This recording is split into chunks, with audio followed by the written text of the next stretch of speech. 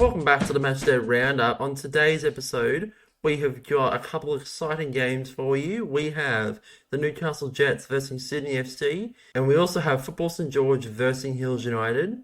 On this episode, we have two guests, which is pretty exciting. We haven't had that for a while. We have the Newcastle Jets, Aseem Soti, and we have former guest of the show, Joshua Ryan, making his return, the first guest to be featured on this podcast twice with his voice. I know that Matt has been on twice, but one time was a written interview, so I'm not counting that. Speaking of Matt, he is taking over for next week. So I'm not going to be on the podcast next week, so you're not going to be hearing my voice. Hope you enjoy it. But yeah, I have a adults retreat that is run by Muscular Dystrophy New South Wales. It's a little thing that the organisation do for a bunch of people between 18 and 25 to sort of hang out and do stuff. But I'm there Friday to Monday, and I'm still going to be able to play. They're letting me play, so maybe in the Matchday Roundup next week you might hear that I scored 4, but I'm not going to be able to stay the whole day and do interviews and match reports and all that jazz. So you're going to be hearing Matt's voice, so I'm just giving you the heads up now. So yeah, that's all the housekeeping that I have to do. And without further ado, let's get into it. So in the first game of the day between Newcastle Jets and Sydney FC in the reserve grade, there was immediate pressure from the Jets, which saw Patrick Nolan set up Molly Bolland well, the latter picking up her first goal of the season. Within minutes, they were 1-0 up, and it was some good pressure from the team, and it was really good for Molly to get her first goal, really happy for her. And, after that goal, Newcastle continued probing, trying to get, further ahead, getting a greater lead, but they just couldn't convert after this goal. Newcastle kept fighting. You had multiple moments showing this. You had a spin from Anlazak, which just missed George Chong, showing how much they really wanted to fight to extend their lead. Newcastle almost doubled their lead later on in the half when Anlazak pounced upon a Sydney goal kick, but he just was able to graze the outside of the post. The sort of game kept at 1-0. It was kind of feeling like, there was going to be another goal to sort of change the momentum. And right before the end of the first half, there was a strong counter, championed by Newcastle goalkeeper Aseem Soti, as he dribbled all the way up to the other end of the pitch, and he almost set up Anlazak's pass, just missing his target, which would have been a really good team goal. But alas, the half ended 1-0 to Newcastle.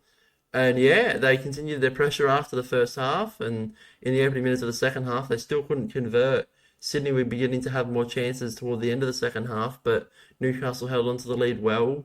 And, to add some entertainment to the game, a referee, and I'm being told to say this, Associate Professor James Mallows, decided to drop his flag in an attempt to signal which side of calls to be given to. It's not relevant to the game at all. I just thought it was funny to mention. So yeah, that was good on you, James. But yeah, there was not much more action besides James being an idiot by the end of the second half. And yeah, the full-time score was Newcastle 1, Sydney 0. I spoke to Aseem, Newcastle's goalkeeper, after the match. Here's a clip. My name is Aseem Soti. I am 15 and I play for the Newcastle Jets in the reserve grade. So, Aseem, what are your initial thoughts after this match? Well, initially I thought the match, it was going pretty well for us. That early goal definitely got us in a good position for the rest of the game. Hopefully we play that for the rest of the season. And, I think overall the team play was very well. It was definitely a step up from our last match, and I'd say matches even. So yeah, I think overall it was a pretty good match by us, and the opponents, they gave us a really hard challenge near the end of the game. Yeah, and you've only just sort of come back to the competition too, so how are you feeling about returning in general? Yeah, no, it's been a while since I've played, so getting back into swinging things, I guess it has taken a bit, but I think the recovery after my surgery, which is why I was gone, it went pretty smoothly. I was very eager to get back onto the field, and I'm glad I was able to get back on this early and keep supporting the team. Yeah, awesome. And then obviously you talked about the goal before. How happy are you for Molly getting her first goal of the season? That was an amazing goal. I'm actually really proud of her. Yeah, it was really that good. Was great. It's the second she's ever scored in the comp, like all seasons, which is awesome. So I'm really happy for her. And we do a thing at the end of every interview, Aseem, which you clearly don't know, as you said before. I would like you to make a prediction. Can be just for yourself, for Newcastle as a whole, doesn't matter. But what's going to happen by the end of this season? Well, I think just judging based on what the table's looking like right now, how the teams have been playing and all that, I think it's going to be a very tight competition, especially between us and St. George. because I think they've also been playing exceptionally well with their, even though they're a new team, they've had a very good team comp in, I'd say, both reserve and Premier. So I think mainly it's going to be between us and them to see how the season plays out. Well, I would like the Wanderers to be there, but the table isn't being too generous to us at the moment. Yeah, but it's been rough. Oh, look, that's sport, right? Well, thank you, Aseem, for this. Thank you, Jackson. All good. All right, on to the second game now, and in the Newcastle Jets versus Sydney FC Premier League game, Sydney showed some promise in attack in the opening minutes, but Newcastle were handling that threat with ease. And then, Newcastle sort of got their sort of strength into the game. They were showing promise in attack, but they just weren't able to convert until, that is, almost halfway through the first half, when Ryan Seck, former guest of the show, sent a strong shot through the Sydney defence, which was able to crack their defence, sending the Jets 1-0 up. Both sides continued to apply pressure throughout the first half, yet neither side were able to convert their chances. And as the second half returned, Sydney was showing hunger and a strong fight to get back into this game. A strong shot from Joshua Ryan outside of the box surprised the Newcastle defence, his shot bouncing off the post and in, his goal the first that Newcastle have conceded this season. Not long after Sydney equalised, Newcastle gained their lead back once again, as a free kick from a tight angle minutes later sees Seck set up the ball well for Hastas to sneak the ball in between himself and Suffield. As the half ticked down, Newcastle secured their lead. A sideline from Hastas was finished well by Anlazak to seal the win. The full-time score, Newcastle Jets 3, Sydney FC 1. I spoke to Josh after his goal for Sydney, the first that Newcastle have conceded this season. Here's the clip. Hi, my name's Joshua Ryan. I play for Sydney FC and I'm 12 years old. So, Josh, what are your initial thoughts on that match? We had a lot of pressure in the beginning, but so slowly, like they always do, Jets broke us down. We got a good goal in the second half, and yeah. You're saying that just as you scored it? No. Okay. It was a bit of everything. It was a pretty good goal. Now, I don't normally bring people along when they lose a game, but you were the first person to score against the Jets this season. So, how does it feel? Ryan's my arch nemesis, and so is D. So, it feels good to be able to score on them like that, but a lot of pressure that was put on us, and yeah. No, you did well, and I just had an adrenaline rush. Yeah, and the most important question I have for you, how does it feel to be the first return guest on the Powered by Football podcast? Yay! Let's go. Yeah. No, you've done pretty well to get on here twice, mate. Not many people can get on here once, so good on ya. And besides the goal, what positives could you take from this match?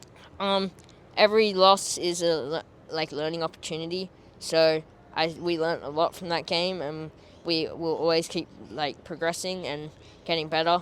So hopefully next time we might be able to get them. Didn't know you had a degree in philosophy. That was pretty nice. No, but Ufuk Tele does. Okay, awesome. Now, as I've already gotten your prediction in the last interview I did, I'm going to slightly adjust what I do, right? So normally I'd ask to make a prediction for yourself or the team, but you know what? Let's do something different. How many goals do you reckon Jets will concede by the end of the season? Do you reckon yours will be the only one? How many games do we have left? The Jets have, I'll let you know, they have 4 games left. I think they might be able to get one more put on them. They'll concede one more goal? Yeah. Are you going to score that one more goal? Maybe. Okay. Well, Josh, it's been great having you on again, mate. I won't play them again. You play... Oh, where are you? Because I'll have a bye again. On the last week of the season, Sydney play Newcastle. Oh, really? Yeah.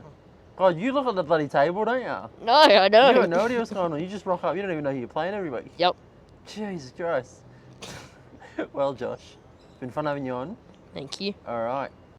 To the next game, St George versus Hills in the reserve grade. There's a strong pressure from St George in the opening minutes, and this pressure saw Ibrahim Khan score a clean goal, assisted by Mitch Albert. This pressure continued for St George a minute after they went 1-0 up, as Ruben McLean scored a goal from a Hills miscommunication in defence. This didn't take the motivation away from the Hills, as they looked to fight back after going 2-0 down so quickly in the match, with Lachlan Ninham applying strong pressure on the St George defence as the half progressed.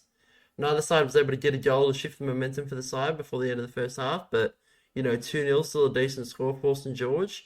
St George had multiple opportunities at the beginning of the second half, but they just weren't able to finish them, and Hills eased into the second half. They had attempts for themselves, but St George held onto their lead well. Whilst both sides probed throughout the second half, neither could get their goal. The full-time score being St George 2, Hills 0. Moving on to the St George versus Hills Premier League game, and there was strong pressure from the Hills in the opening minutes, which was proven when Turnbull and Cross linked up, the latter sending the Hills 1-0 up. The Hills continued to apply pressure after this goal, yet were unable to double their lead. In the 16th minute, St George pounced on the Hills, not being able to capitalise, as a flick by Vidakovic met Karim well, whose shot surpassed the Hills' defence, equalising the game.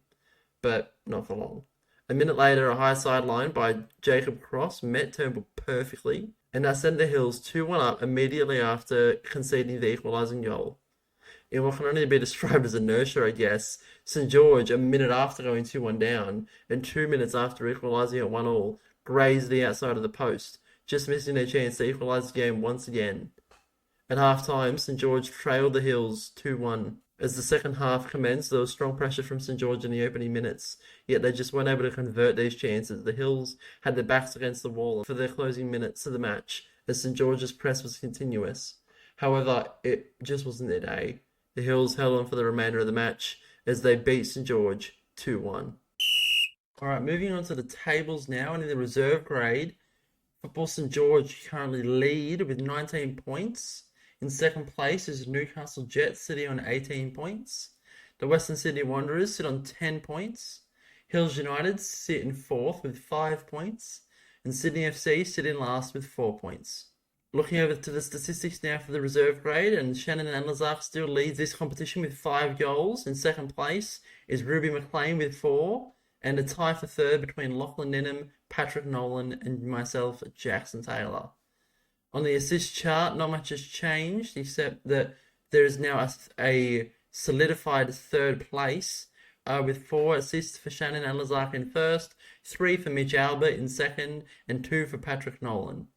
Onto the clean sheets now, and myself and Aseem Soti of the Newcastle Jets are tied on 3 apiece. In second place, there is a 3-way tie between Newcastle's Shannon Anlazak, Jamie Larson, and Jake Vidakovic, both of Football St George.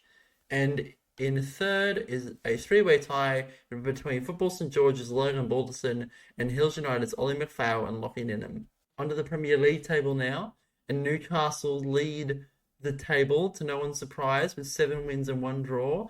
They now have 1 goal conceded in this competition thanks to Joshua Ryan. They sit on 22 points. Football St George sit in second. They sit on 11 points. Hills United sit in third on 10 points. Sydney FC and the Wanderers both sit in fourth and fifth respectively, both on 7 points. Goal difference being the only thing separating the two teams. Looking at the statistics now, and Chris Hastis leads the competition with 9 goals this season. A 3-way tie for second between Newcastle's Shannon Anlazak and Jordan Crane, as well as the Western Sydney Wanderers' Andy Waite, whilst third is occupied by Football St George's Abdullah Karim and Chris Turnbull, who both sit on 4. On the assist chart, Ryan Sack has 8, Mitch Albert has 6, and a 2-way tie for third between Newcastle's Dimitri Leolio-Davis and Steve Webb of the Western Sydney Wanderers. Onto the clean sheets now, and Dimitri Leolio-Davis sits on 6 for Newcastle, Harry Simmons has 3 for Sydney, and Abdullah Karim has 2 for Football St George.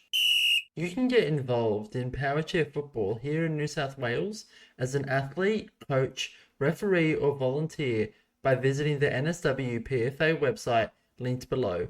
Our season takes place in Glenwood at the Valentine Sports Park from the 24th of February 2024 to the 6th of July 2024 every Saturday.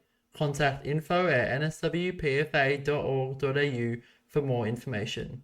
Just a quick note that the views of this podcast are mine and mine alone. The opinions and thoughts expressed do not necessarily reflect those of the NSW PFA.